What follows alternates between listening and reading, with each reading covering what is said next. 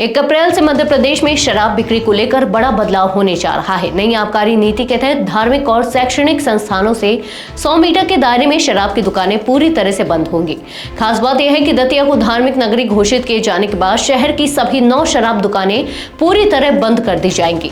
इससे सरकार को सालाना करीब 18 करोड़ रुपए के राजस्व का नुकसान होगा।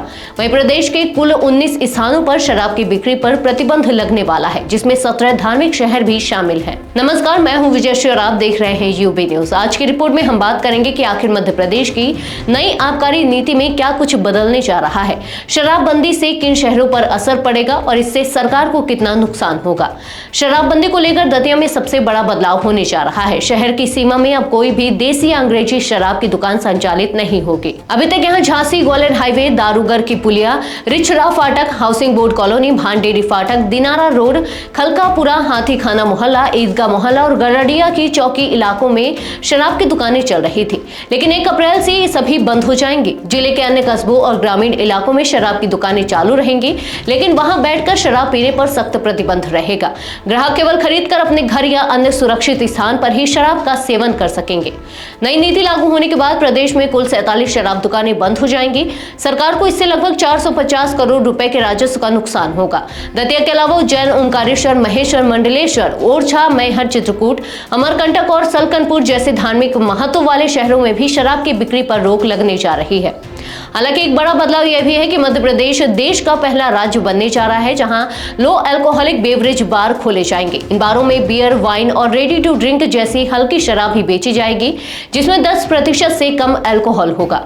इन नए बार के खुलने से प्रदेश में बार की कुल संख्या 460 से बढ़कर 470 हो सकती है। प्रदेश में शराबबंदी के इस फैसले को लेकर 2 तरह की प्रतिक्रियाएं देखने को मिल रही हैं।